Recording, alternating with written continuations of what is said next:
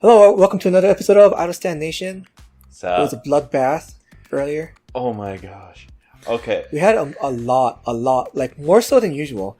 And I know we've been saying this for 3 months straight now. We've had a lot of great releases, but this week in particular, We kept on arguing, okay? We had, what? We were down to the last 15. 15. yeah. We started with Yeah. 28. Oh, And that was pre-screen too. Like we didn't even I didn't even post all the things that released this week. I think there was about close to 60 releases this week. mm-hmm. I was just more angry that why are you guys waiting till this week in December to release all this good stuff on us? We could've used some of I these hope it's back not in, this bad next week. I know, right? I feel like Oh, it. God. No, dude, we've got some really great releases coming up that we can talk about. And Yeah.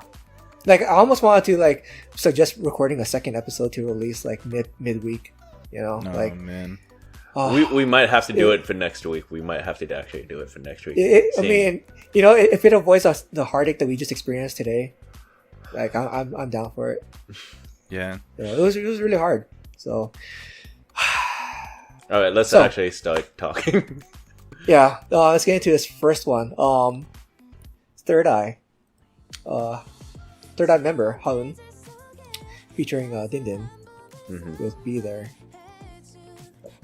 So, Nick, take it away. All right. So, first to start, it sounds very, very R&B. Could Yep. easily go this very easy snap plus a synth could go R&B. It could go ballad. It leaves it very open. Right. And then they bring in that guitar, and it just goes straight onto funk. And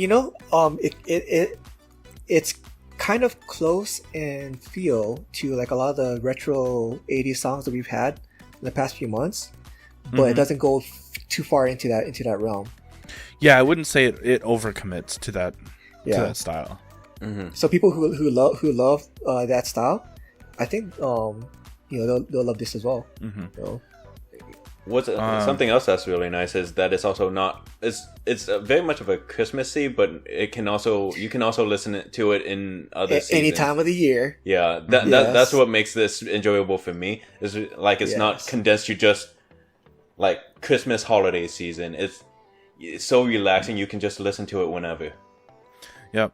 Yep. Also, Han is just amazing for this song. Mm-hmm. The tonality of her voice fits so well with this type of song, and when bringing it together with Din Din as well, it's a really nice match when they sing together as well. Oh yeah. Yep. And when I first heard Din Din come in, because I didn't know who he was up until this. Actually, I probably just forgot about him again. I tend to. I think we talked about him before. Have we I talked think about so. him? The name just sounds so familiar. I was like, I've at least seen his stuff before. So, Right. but I wasn't sure if he was an R&B singer or if he was a soul singer or a ballad singer. He's a hip hop rapper. You know? Mhm. And when I first heard him come in with his ad libs, I wasn't too sure I was gonna like him. But man, I actually really like what he brought to the song. Oh yeah. I think he brought a great switch up to the song, because the problem with soul funk like this is if you don't change it up, it can get very gets stale. bland. Yeah. Today especially, but because the beauty of soul funk is focused on being a powerhouse vocalist. If you are not a powerhouse vocalist, it will get, like I said, it will get bland very fast. But when you have a rapper like this, you don't need to be a powerhouse vocalist, because it can create a switch up in the song. Yep. I also really liked the closed soundstage here. Oh yeah. Very intimate feel. Yep. I think it was a great play. Especially for her vocal timbre. Yeah. It's not. It doesn't feel like it's, she's blaring in your ear. You're right. Or it's overpowering your hearing. One it thing I does feel didn't very expect personal. as well was the modulation. Modulating to a different key. For what a modulation is, for people that don't know, is a modulation. A modulation is when they switch to when the song goes higher or lower as a song in general. So it's when that's called a key signature, is everything inside of a scale. Okay. And when they switch that, when they go higher or lower, then it's called a modulation, because they're changing to an entirely different key. Right. But they modulated when she was in her long extended note, which is very common to modulate there because nothing else is really around at that point. So what that does for you, the listener, a lot of times, especially for like soul songs or ballads, it can kind of help create this feeling of movement in your mood. Because naturally a lot of people will tend to kind of latch on to a vocalist, and so when the vocalist is trying to like kind of impart like a feeling of like an uplifting feeling or kind of like a downtrodden feeling, and they modulate the key to go with that, it helps kind of create an additional signal for you, the listener. So it helps kind of give you that kind of feeling of I'm being moved by the song. Yep, it really helps. Yeah. No, this song is such a great feel good song. So when Aura posted in the chat, what was my reaction, guys? Dude, you dropped everything just to watch it. I'm gonna drop everything for Third Eye and watch it right now, and there was no regrets. Yeah, the moment I saw it on my recommendations, I'm like, all right, let's just slip it in and see how the others react. And Jihoon was like, I'm dropping it. I'm dropping whatever I'm doing right now and just watching it. And I just laughed. It was a great play. That was the correct play. Absolutely. And it was all the coloration was really nice and bright. It wasn't like a whole like big production music video. It was a very minimalistic music video, which very much fit very well. Where you can appreciate both the artists, Haeun and Dindin, together. Which I really loved it for this, yeah. Oh yeah. Yep. So they use a lot of like whites, beiges, gray, like light grays. Very, very in line with the holiday Christmas season and winter. Yep. Yeah.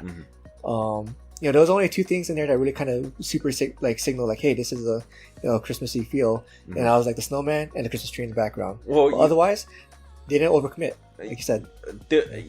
Yes and no. You can also kind of attribute her like choice of sweater as her sweater. And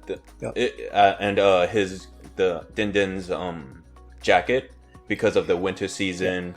That's in line with the like the weather season type deal. Right. Yeah, for Dindin. Her sweater, or her sweater vest. Yeah, we've seen that used in other artists throughout the year. Yeah, like a similar style. Like we're trying to kind of give like this kind of kitschy kind of funky feel. Yeah. I guess but it also kind of falls in line with like Christmas ugly sweater type of deal, which it's not ugly. I think it's pretty. Cute. It's cute. Yeah, it's cute. Yeah, it's a very appropriate word for it. And it's her kind of laid back demeanor we see in here. She's just grooving to the song. And just kind of she's got this kind of like peaceful demeanor, uplifting demeanor. I loved it. And it's exactly like the kind of thing I wanted. Yeah, and this isn't something that we usually hear from Third Eye either. So, yeah, I mean, what was it? There was that one self-produced music video that they made where they show off their goofy side. I did like that as well, and I love seeing this as well. Third Eye is just such an underrated group. They need more love. If you haven't listened to this or any of the other songs, listen to it. Literally living under a rock. By the way, I'm still upset that my order for the Third Eye album got canceled because they were out of stock and there isn't any stock. Oh, really? Gotta find it somewhere else, man. Look on the aftermarket. Yeah. Like, it's rough, man. It's such a heartbreak. So, that being said, you guys got anything else before we move on? Oh, no. I do not. Just go listen to it. It is a beautiful song. All right. So, this next one, Nick, take it away. All right. So, I don't know too much about the group, but this is City Noise with their song Step. Man, R&B hip hop. We've talked a lot about soul R&B, you know, slow kind of, just kind of vibing kind of R&B. This is literally the polar opposite inside of R&B. Yeah. But however, what I really like about this song is it starts out very soul like. And then after that intro, they bring in that sub bass. Yep. The pacing gets a little faster, and then they just full send. Yep. I really liked that. Especially the way they synthesize his voice too at that part.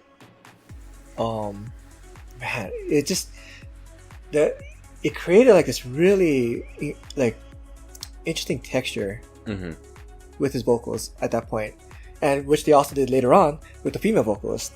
Right. It kind of gives like this ethereal feel. A little bit, yeah. You know, like you're kind of being pulled into like this mood, into this atmosphere, into this world. You know, of this song. When I heard this song, I had an inkling that you would either love it or you would hate it. So, I mean, you aren't wrong. There was like a very fine line there. Fine line to thread for me. One thing that really helped with my opinion of this song is that transition between the male and female vocalists, having that kind of EDM glitch hop kind of vibe, really helped a lot, because I felt like it was something different, and I genuinely wasn't expecting that. And anytime music catches me off guard, generally that improves my opinion of the song, because I like it when things catch me off guard. I like it when things don't quite make a whole lot of sense inside of reasoning. I mean, I want to say that's like a fairly recent thing for you too, because like I remember from before on there'll be songs where they do something like entirely unexpected and you just really did not like it. This is something definitely more recent, and I think that's a lot of that has come with the change in tide, because K-pop was very before this, like 2017 2018 K-pop was very kind of standard, I would say. Very structured. Yeah. There wasn't, it wasn't like if you did something like what ITZY's doing now back then, it wouldn't have worked. It would not have gone popular. Yep. But now, like stuff like this where like there's a chill hop kind of break in or kind of like a glitch hop break into a transition works very well now. A lot of my opinions of what I like come with the structure at the time, because I don't like if something is the standard or the norm, I don't really like breaking that structure. Right. Which is I feel like is a very common thing. Yeah, because I mean, you're set up to expect a certain thing. Yeah. And when the expectation is kind of crushed, you feel disappointed. Yeah. Like I brought that up before too for myself, like where I was expecting something out of a song, but they didn't go in the direction I thought they were, and I was like, I'm let down.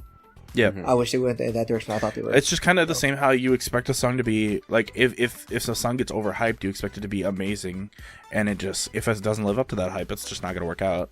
Yeah. I think that's a lot of the reason I like Nugu a lot, is because you can't overhype Nugu. True. You can't. It's just not a thing, Yeah. You can hype it, but you can't overhype it. Another thing that came up with the song too is I remember we've talked before where for myself I'm a lot less centered on structure than I am on like texture in a song, and you're the opposite on that, right? I think this song like really kind of highlights that kind of dichotomy of our taste, because like I really like this song, and a lot of what I like about the song comes from the textures, coming from the way they synthesize or chromaticize certain aspects, right? Especially with the vocals or the like the instrumentation, the way they play with the layers. It just the way it kind of just creates like this tingle in the base of my skull, as I'm listening to it. Yeah. So the song we both love it, but a lot of what we love about it comes from the different aspects that appeal to us. Yeah. It's about the different aspects that they did perfectly right. But one thing that we always overlap on that I think you'll agree with me in this song is mixing. Bro. And the mixing was phenomenal. Bro. I mean, so I kind of hinted at that earlier with like when I was talking about the way they do with the layers, play with the layers. Yeah, absolutely. Yeah. When you change the intensity of instrumentation very fast, which they do here, it's rather hard to keep it mixed properly. Okay. But they did that. They did it really well. It's because like if you mix something to be very loud in the background, and then you bring it forward in the music, or I shouldn't say very loud, very crashy, and then you bring it forward in the music, it's gonna be a nightmare for a song like this. Yeah, and when I mentioned layers, right? When they're doing the mixing for these songs, when you look at the actual screen, there's like several layers in the song itself, in the soundtrack. You're gonna have the vocal track, vocal 1, vocal 2, vocal 3, like several different layers for various different instruments or sound effects. Some songs, and this is more for like EDM type of songs, they can have up to like over 100 layers in them. And sometimes you'll also have overlap. Well, not sometimes. You will have overlapping sounds. When they synthesize his voice, there's several layers going on there. There's at least 2, but probably more like 4 or 5 layers going on. Yep. At that, I love the way they play with those. They did a lot of experimenting in here. That it also kind of feels like it goes back to what you're talking about with GlitchHop, right? Because GlitchHop, they do that a lot as well, where they kind of do a lot of playing around with different layers, overlapping layers. They have to. Yep. Just like with EDM. That to me is just so fascinating. And the way the actual listening experience too, it just feels so immersive. I loved it. I will say one thing I like about this is that they didn't go from like R&B hip hop is very different than R&B trap. Yeah. And I really like that they didn't full send on R&B trap here, because it would have been very easy to transition from whatever they're in now to trap. And if they did that, I wouldn't have liked it as much. I think I still would have, but I would not like it as much as what they did here, because here they still maintain the R&B kind of vibe aspect of like the whole reason that R&B is still listened to, while also not ruining the musical aspects, because trap is very hard to mix into R&B, and it also takes a certain instrumentation type and certain drum track and stuff like that. So I'm really happy that they didn't like do R&B trap here. Yeah, same. The female vocalist, I'm assuming. Actually, I don't even want to assume, because I don't know who's who in this. It's Sinoi's featuring Ichi, and I don't know who's who. This is my first exposure to them, but the female vocalist, she really, really did like bring up a different like change of feel into the song. And especially when they also started doing like playing around with her vocals, with the synth layers on that as well. I love what they did. I really did. Music video, or I don't know. What you got? I mean, they did use a lot of reds and greens throughout the music video to try to make a lot of popping, like to try to make both the artists like more eye catching, because they're I believe the words are complementary colors, because red and green are complementary.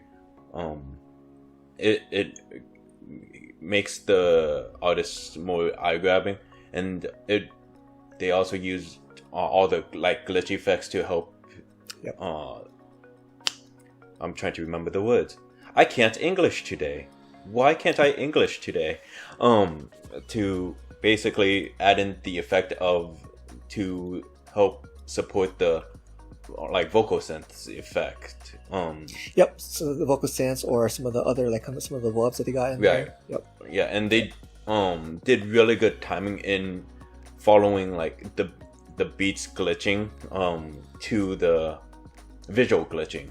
So whenever you would watch when it would glitch, you would know, all right, this is where it's going to glitch in the vocals or in the beats or whatnot.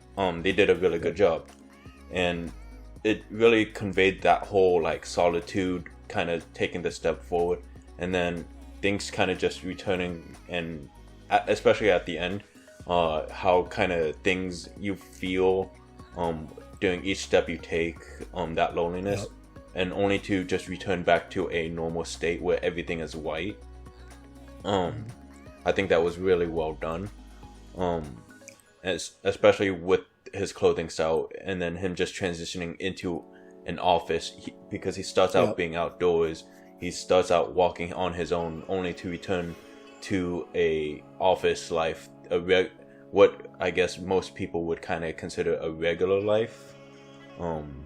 At the end. You know, that urban nighttime scene again. How many times have you guys heard me say this? I love it. You know, I love that that kind of setting.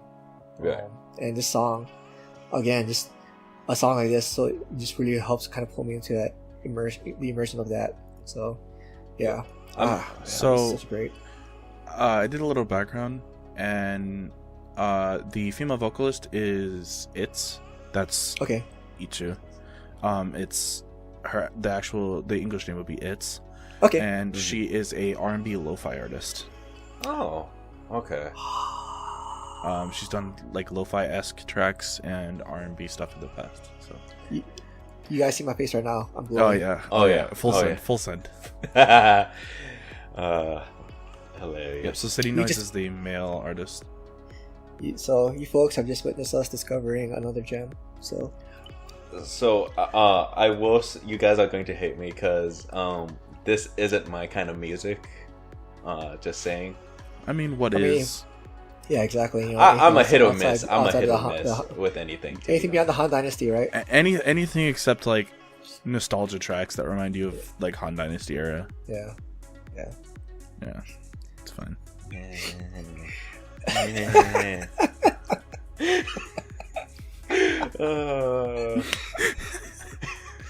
So, all right. Are we ready to move it on? Yeah, let's move it on. So, Geun, you want to bring this in? I'll bring it in. So, Bling came back with La La La. And, so this song, you know, I have never been exposed to. Well, I won't say never. I have not been exposed to this type of song, very very much at all. And I'm assuming it's like another one of those kind of genres that come from South America, especially from when you look at the comments to the music video. There's a lot of comments coming from South America. So, at first, I didn't like it at first because I just didn't know what was going on right with the song.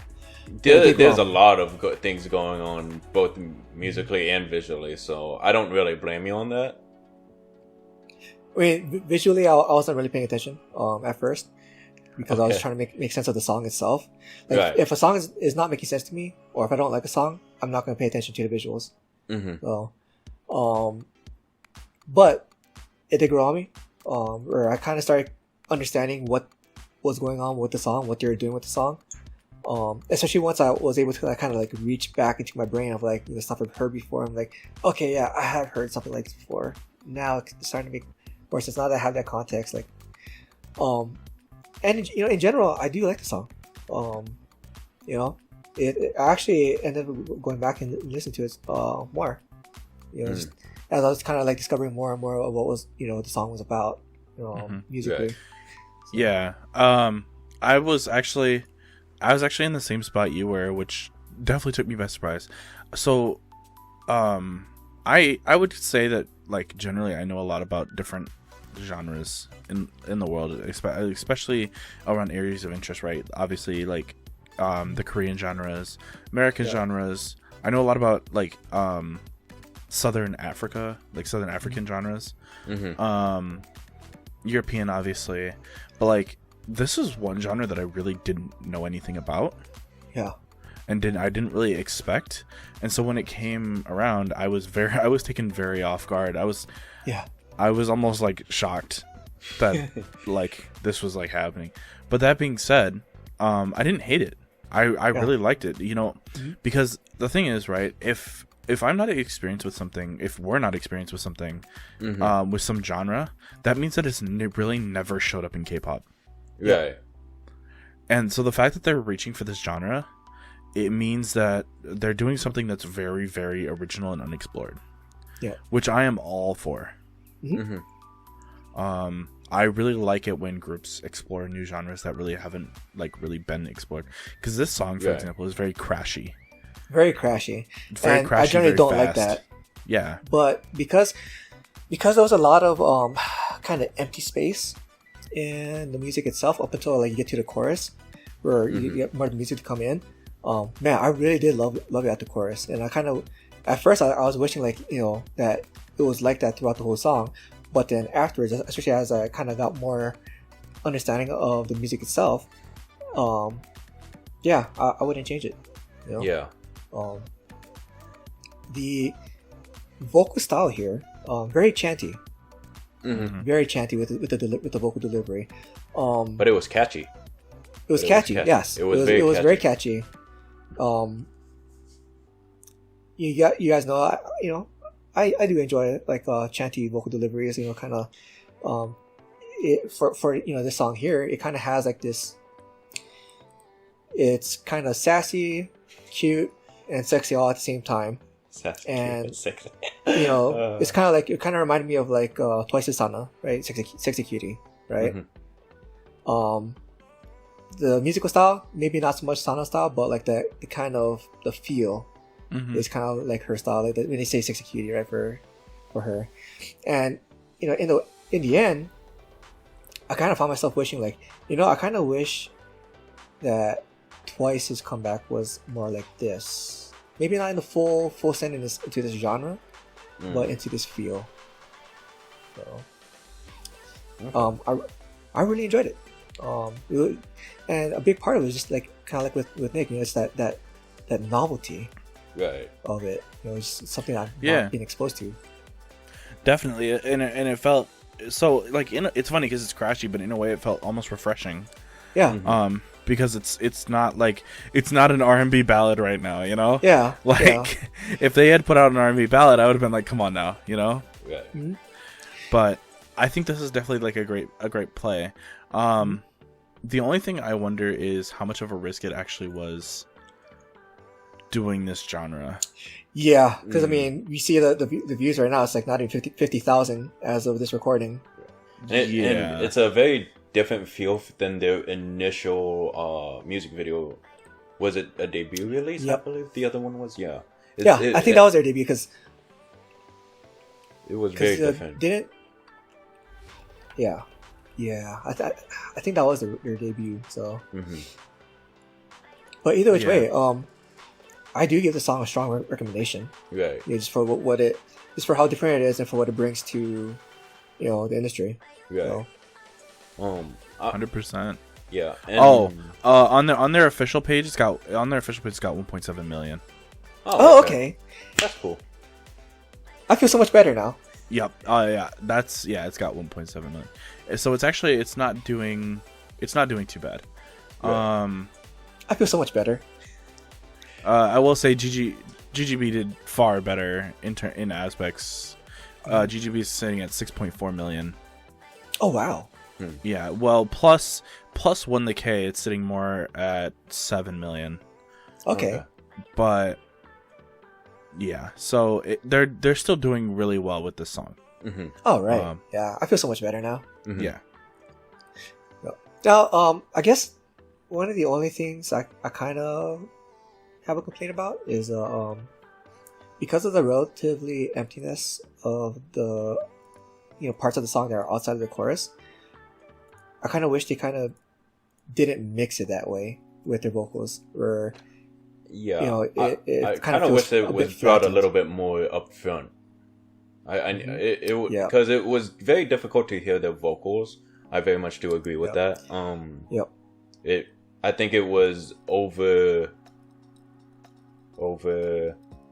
wood. It kind of feels like they kind of flattened and took out some of the dynamics of their vocals. Yeah. Which is you see that a lot more in line with a lot of like kind of dance type of songs, or other genres where the vocals are in line with the musical accompaniment. I can see this being played in a club. For sure, absolutely, it is definitely a club banger. I can definitely see it being played in a club. Whether they intended it to be, I don't know, but I can definitely very much see it. And then it does very much play into the setting. It very much plays into the school youthfulness. And to match kind of like how the song is kind of like set up, it has that chaotic kind of feel to it too. Mm-hmm. It looks like it's shot more in a parking lot, because I think I see parking lines on the floor. Mm-hmm. So. Basically it's any place that's converted to like a kind of club style scene. Mm-hmm. Yeah. Same with the way they're dressed. It's very youthful. They're hired to be the club's dancers for a performance. The club dancers. The DJ. I'd say more of kind of a DJ kind of esque. I mean, you see DJs dressed in that way as well, but just because like there's just so many of them. We do see like club dancers get hired for this type of scene. Yep. So either way, a strong recommendation for me. I actually surprisingly really enjoyed it. Yeah. Went back to listen to it several times. So. Mm-hmm. And now I am actually more further invested into this group. I'm really looking forward to what they come up with next. The investment. That's how to get me. Well, speaking about groups we're invested in, how about we take it on to the next one? All right, There's only one person to bring this one in. Yep, me. True. Yay! All right, so I did do a react video when it first came out. It is for IZONE's Panorama. So I liked it. I'll say that. I mean, size one. Of course.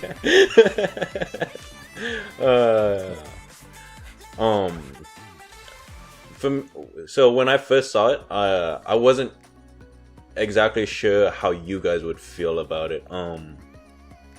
Because I know that both of your guys' opinions on IZONE's have very much changed throughout the course of them being a group. But I mean, it's changed based off of what they've released. Yeah. So, yeah. Based on the releases, I know it's changed. But I mean, for this, I feel like it's more I have like double biases towards this release over their other releases, because they use a lot of like camera tricks, visual like appeal. It is less of a it is very much less of a like story driven or like symbolism music video, and more of a, I want to say, an aesthetic music video, because they use a lot of stuff that is very aesthetic driven, and it has been beautifully utilized in my opinion. Yep. But how would you Nick, how is the music progression throughout this song in your music theory brain thingamajig that you do? So generally, I will say this the way they've set up the song, the way they've organized the song is very, very similar to Lava and Rose. Is it? Yep. Yes, it's very, very similar. I wouldn't say they copied, but I would say they're kind of throwing it back to Lavi and Rose. Especially with some of the instrumentation too. Mm-hmm. Yep. Which is so no doubt that I love this song. Because that was one. Lavi and Rose was the big thing. Was a big song that got me into IZONE. Okay. I didn't watch PD48 like really that much. I watched enough to like understand the concept, but I didn't watch enough to be invested into them. You know. Mm-hmm. Right. But like when Lavi and Rose released, I was like, oh yeah, full send. Like I wanna like learn about this group. And then their style kind of changed over time to something I wasn't really interested in. So yeah, because you didn't really like Violetta. No, I didn't. And that was the first Korean comeback. Yeah, like Violetta was okay. I mean, but I feel like that was more in line with the Korean market. So. However, I really like this song because it kind of throws that back pays like homage to Lavi and Rose and some of Violetta, honestly. Yep.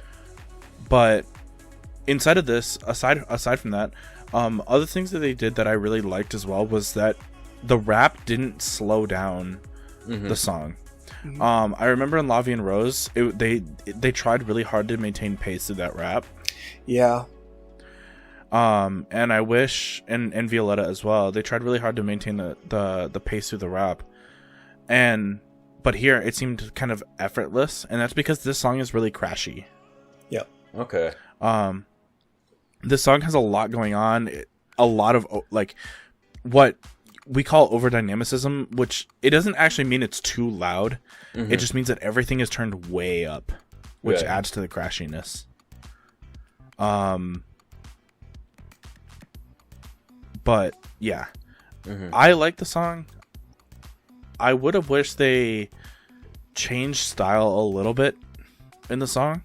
Did something different with the instrumentation after the rap, maybe. Because it felt like it kind of felt a little bland, in my opinion. Really? Okay. I felt like nothing really changed, and like after the rap, just like. Usually a song has, so you know, like in film, right, there's character progression, right, where the character learns and adapts. Songs do the same. Right. Songs adapt and change over the course of the song, and it's kind of just like character progression. However, it doesn't feel like anything really changed in the song. It doesn't feel like they added anything. It doesn't feel like, you know, after the rap there really was any break to show that the song had changed. That's my only gripe with the song, though. I wish they would have done something different with the instrumentation after the rap break. Okay. So, right on. I mean, like for me, again, it's more of the visual appeal. I think. Comparatively, since you did bring up Lavi and Rose, I want to say that the girls have become more like the dance has become a little bit more difficult. Not difficult, but more concise, more precise, and has shown like the progression of their experience from when they debuted to them now. And it also this music video also helps to display much more of a mature, but also much more of a confident IZONE than comparatively to when they first debuted. And I think it's the progression of how the members have grown as artists themselves, and the whole like them being captured in their more mature like selves comparatively was really well like taken. Jihoon, you're a little bit more in the center between like visuals and music accompaniment and all that. What were your thoughts? Initially, I really did not like it. Really? Almost borderline hated it. Okay. And that comes from the vocals being overly synthesized. However, it clicked in my head. The song style they go into kind of an older style electro pop, and especially like which when you look back to like 2010s Japanese pop, the electro pop was very popular, and that's one of the core features of well, not just electro pop, electronica. Is overly synthesized vocals, and once that clicked in my head, like, okay, that puts it into better context for me. With the song structure, it fits better, and they do kind of venture into kind of like a future funk sound at around like 45 seconds in, so that kind of brings it closer to like a Fiesta, because Fiesta was very future funk as well, but they didn't go full send to like future funk. They still maintain kind of further into the kind of electronica, electro pop feel. Very danceable song. Yeah. So once I corrected, that part of my brain, I'm like, okay, now it makes sense. Yeah. I like it. Yeah. This music video does feel like a callback to there were a lot of connections to a lot of their other music videos too. Yep. Now, primarily, it does use a lot of that Lavi and Rose kind of like some of the instrumentation that we saw there, and like basically everything that Nick had already said. You guys saw me, nodding my head in agreement, like, yep, it's exactly what I was thinking. Yeah. Music video wise, I do appreciate like the kind of more mature take on it. The girls, they're grown up, they're women. The choreo, I remember one of the things my wife said when Violetta came out. She said like their choreography has gotten much more in sync with each other. Right. In going from Lobby and Rose to Violetta. Right. And here we are definitely we are definitely seeing a much more cohesive group, and it's not just here, in their previous releases too. Yeah, but it's much more evident here. Yep. One big thing that I had explained to me about that was in Lavi and Rose there were 12 girls, right? And now they are one group, and that is a big thing about dance choreo that matters. It matters having that being that one unit, right? Versus 12 individuals, where like, because like Lavi and Rose, and we've seen this with other groups as well. Even IOI's debut, right? Right. Yep. They were out of sync as well. The only one that wasn't out of sync that I remember was X1 Flash. Bro. Right. Because they were fantastic. very in sync. However, I think part of that also comes from that whole like the difference in structuring of dance now than it did back like when IOI debuted. Well, another thing it would be like the experience as well, because there was a huge gap in experience between a lot of members. I feel like That's true. With like IZONE, there was a huge gap because the experience that the Japanese members were very different from the Korean members. And then with IOI, I feel like it was there was also another huge gap. But granted, X1 did have a huge gap between a few members. Most of the members were very much closer, and certain members, I'm not gonna say which, had a lot of freaking talent given to them. Okay. To be blessed with those kind of genes, right, man. So all in all, initially I did almost hate the song. Once I got my expectations and whatnot kind of like better calibrated, I actually really liked it. And I was so glad. I really wanted to like it, love it. So, I still loved it. It was a beautifully filmed song, and it was really catchy. I thought it was really catchy, and all that. All right. Well, we've already moved on. Yeah, because I know you can't wait to talk about this one. Yeah. So Well, just get it speaking over of Produce X 101, Ghost 9 came out with w.all. This is they're part of their new mini album, which is pre-episode 2. And this is very much a hip hop trappy. It's such a banger, EDM dude. song. It is a banger. Holy. So big things for this song is the pre-chorus and the chorus. They matter a ton to this song. Mm-hmm. The reason that the pre-chorus and chorus matter a ton is because the it's gonna set that tone. It's also where they where songs cement their what do you call it, their genre, where all the typical genre tropes come in. Yep. And they just said, we don't need that mess. We're gonna go with rock in our chorus. We're gonna go with synthwave in our verses, and we're gonna go and we're gonna have trap under all of it. And man, and they still that was even managed wild. to squeeze in like future funk in there too. Mm-hmm. Like, bro, like how many genres are you guys trying to reach for in this song? You know?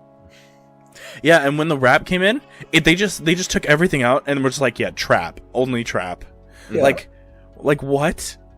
How does this happen? You know? This is the stuff that I was talking about when I was talking about I like to be surprised by This song was a songs surprise. nowadays. Mm-hmm. There was nothing that pertained to a structure in this song at all. Yeah. The only thing that was structured in this song that was the fact that they had a chorus. Like at that point, but man, that chorus shook me. I genuinely did not know what was happening the entire song.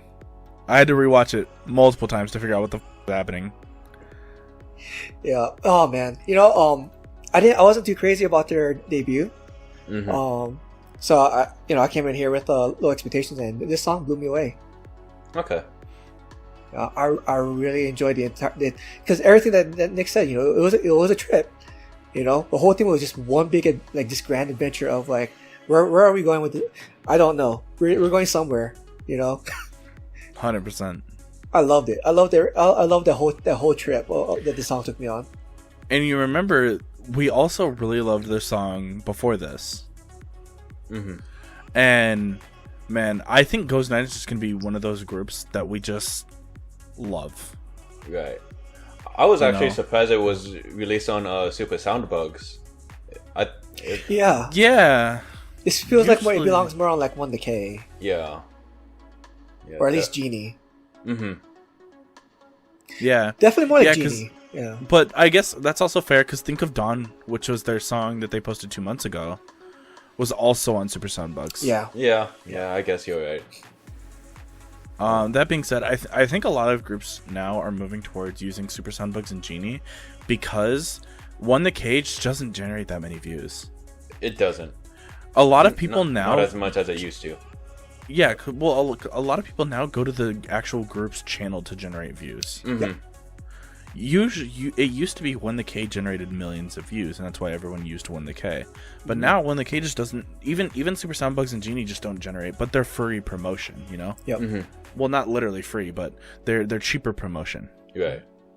And so, it's like, okay, are you going to generate 13,000 views on Super Soundbugs, or are you going to generate 30,000 views on When the K? And at that point, does it really matter, right? Mhm. Yep. So I think that's why everyone now is moving towards Super Soundbugs and Genie for promotion now. Right. Even Stone Music doesn't get used that much. Yeah. Mm-hmm. We only had I think 2 songs this week that were posted on Stone Music.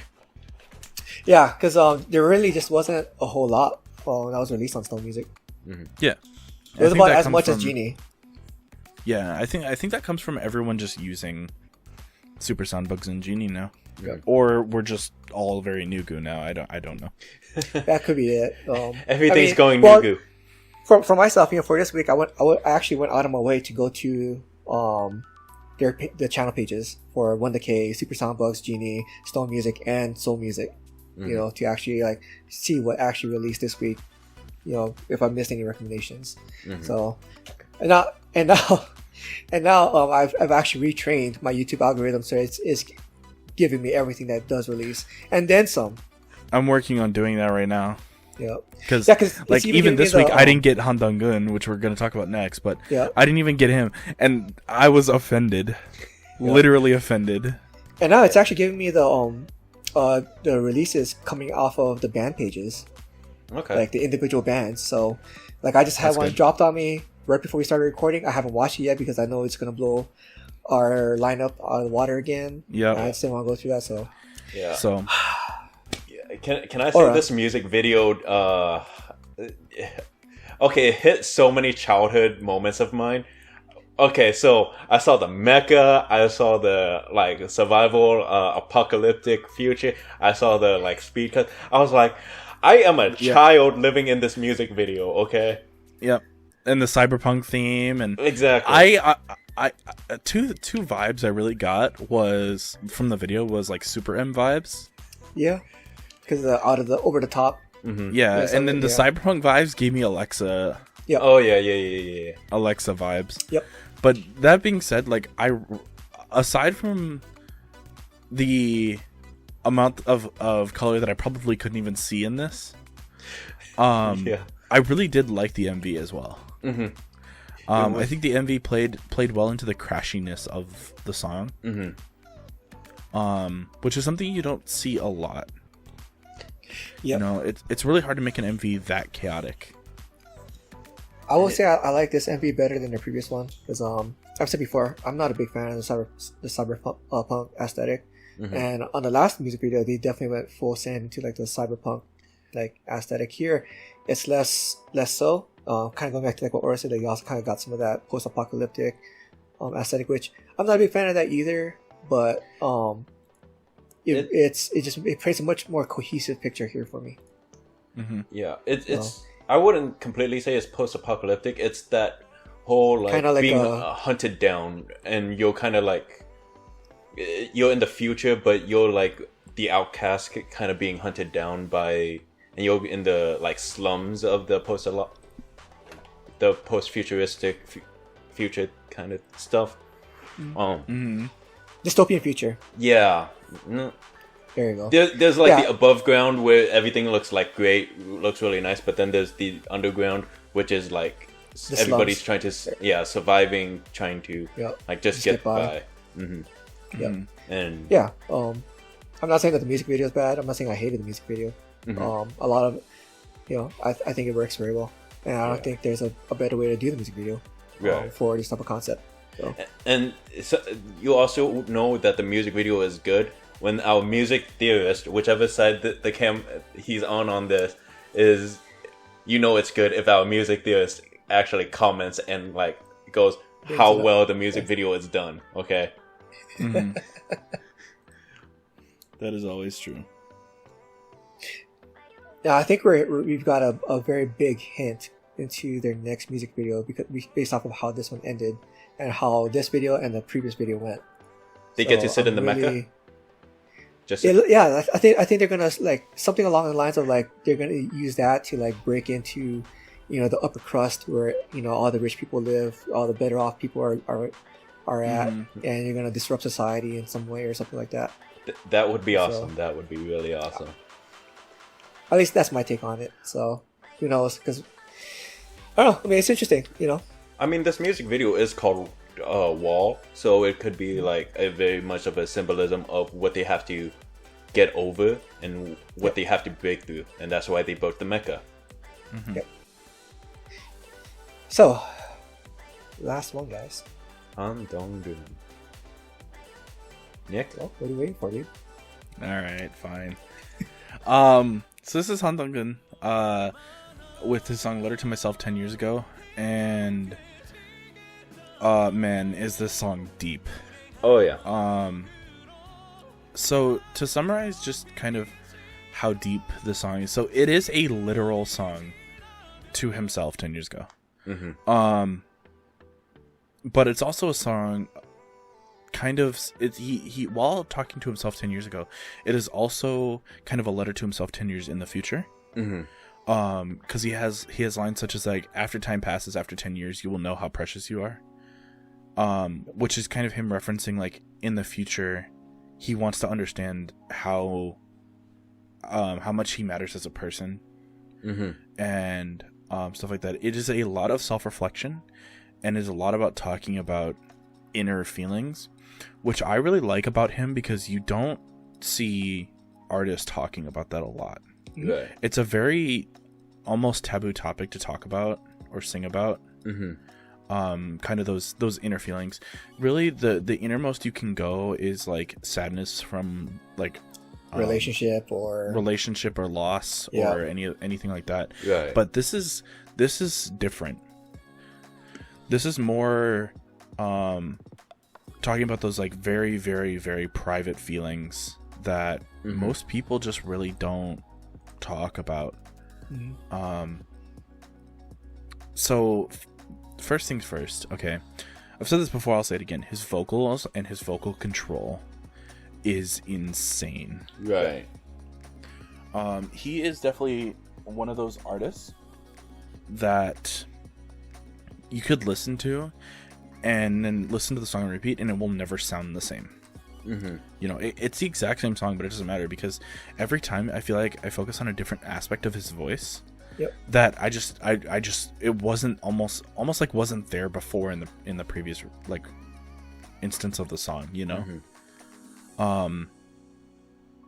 And his vocal control is insane. The ability for him to like change from his chest to his mixed voice like that is wild.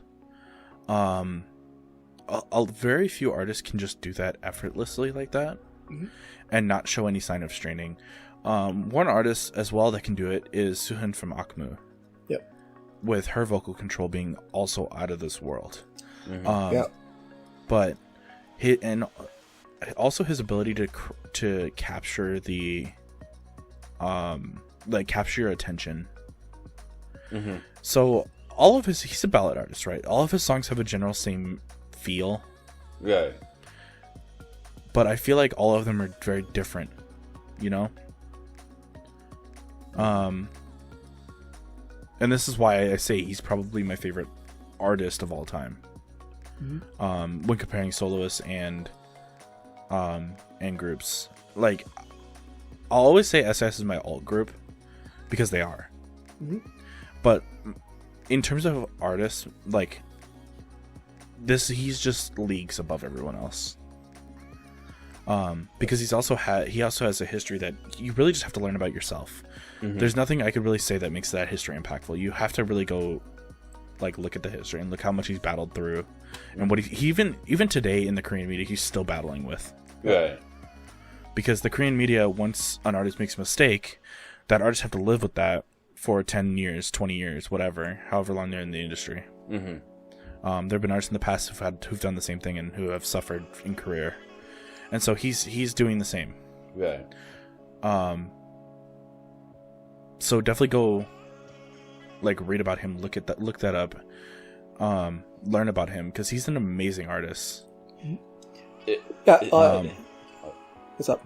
Oh, I was just gonna say, like, if you had the chance to see Nick's reaction throughout this entire music video, one, it was hilarious. Like, I laughed at him, at Nick just reacting, and just having that eargasm. But seeing Nick actually truly, like, be immersed throughout the entire music video was so fascinating as he was listening to Han Dong-gun. You really don't see Nick get as immersed as he does with any other artist other than Han Dong-gun. Yeah, I mean, you saw my reaction even to SIS, right? We reacted to SIS together. Yeah. And it wasn't nearly like that. I mean, I was still able to talk and I was still able to, you know, but whatever. But I feel like Han Dong-gun, when you listen to him, he's just one of those artists that demands the entire stage. He demands your full attention when he sings. What were you about to say, Jihoon? I was gonna say, for his vocal control. So with mixed voice, right? You know how like, there's a range of mixed voice, like when it goes kind of more towards like chest voice or towards head voice. Right. Just the way that I feel like if there's like a slider on the screen for like the control of like his of his vocal range, going from like chest voice to mixed voice towards chest voice and sliding it towards like the head voice. I feel like you can just like watch this slider just being moves very smoothly, very effortlessly, and just like what Nick said, very stable, very stable, like no sign of strain at all. Right. Other artists, when they do that, you do see a little bit of strain. I mean, and that's not bad on them. It's just because it's not easy to do. Strain is very natural. It will happen. It's for the most part, it's going to happen. Yeah. So if you sing a song that's slightly out of your range, you do have to strain. It does happen. Even top artists today have to strain a little bit. Right. It's just how well you can mask that strain. Yeah. But there is a notable difference between masked strain and no strain. Right. And like here you can tell, like even the high notes that he has to hit, it's not strained high notes. They're high and they're near the upper end of his vocal range, but they're not strained. He doesn't have to strain to hit those. He feels very comfortable, in fact. Yeah, you can definitely tell, because his vocal tonality isn't lost, which usually happens in strain when you're straining to hit a note. So I definitely think like this song is probably one of my favorites because of context and like what he's singing about, but also about like a lot of other things. I mean, obviously talking about Geun, but also like the vocal control and vocal stability. Definitely like probably one of my favorites this year so far. We still have a couple weeks left of this year, Right. but definitely excited to see what else comes out this year and see if it can hit into my top 5. But this is probably easily in my top 5. Yeah. Something else to go along with this is very much with how you were saying how this was a message to his past self and to his his future self. How the video just transitions into each section where the past, he was in the very beginning of the music video, he was washed out in black and white coloring, and then I love that transition from how it just goes black into his current self, his present self, where it was in color, but then that transition into his future self, which was him being silhouetted by that halo light. That was so well done, because he was blacked out but he was still in color, because you could tell he was in color, but because of that halo, the color effect, he was very much you were very much seeing the unknown Han Dong-gun. And that's something that not just like a message to him, it's also something that we all can relate to. We all have our past selves, our current selves, and a future of ourselves that we don't know, and we all even probably have a message to our past and future selves that this song very much speaks to. So it is an amazing song, and anybody who hasn't watched it should watch it. So, are we even going to dare to attempt at making our picks for our songs of the week? I mean, we already all know next. Yeah, I'll start it off. Mine's easy. Han Dong-gun. Letter to Myself 10 years ago. I mean, the context of the song, like I just talked about, the context of the song, plus, him singing it and his vocal control. I mean, easy. Right. Leagues above the rest. I'm assuming Aura is going to be IZONE. I've got... So, visually, I'm going to say IZONE's. It is a visual beauty. But song-wise, it's actually going to be Han Dong-gun. It is his vocal is really on point, and I very much have to agree with Nick. He is an amazing singer with an amazing vocal control.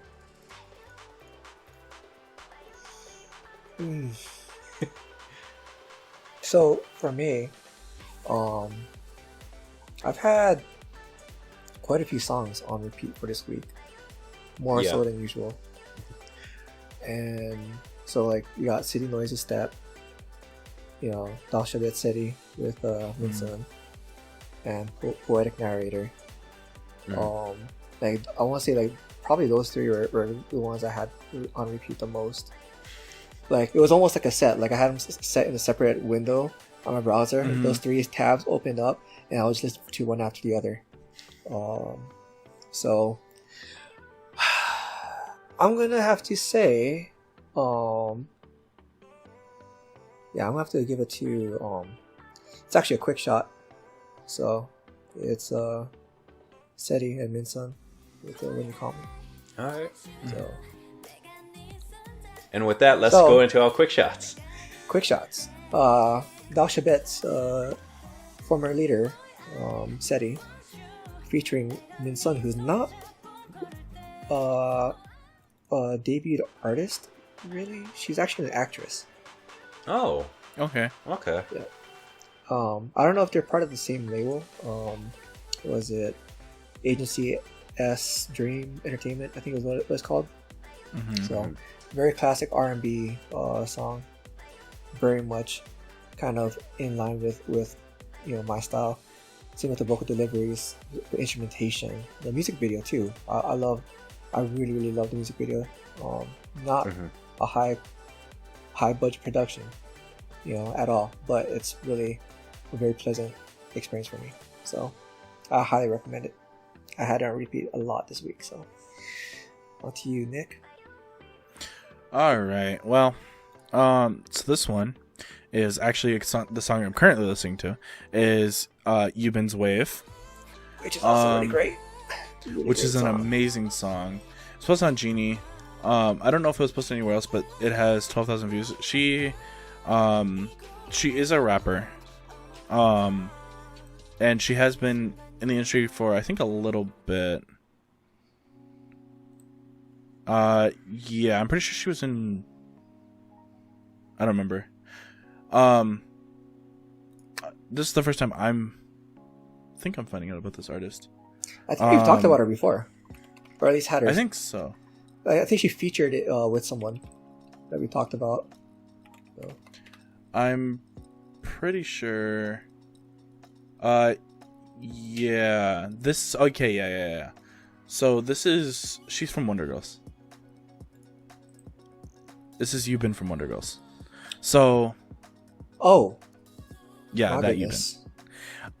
Yubin. I didn't recognize her. Yeah, I didn't either. I feel so bad. So yeah, definitely a very talented artist. With an amazing song. Make sure you go check that out. The song's called Wave. And it's been on repeat for me. Incessantly. Alright. So I guess it's going to be my turn. With E-Girls, So Many Stars. So E-Girls is a Japanese group, and they just released So Many Stars. I don't even remember what day they released the song. But with the E-Girls, they've already gone through a few members within their lineup. This may or may not be their last release because they are planning to disband.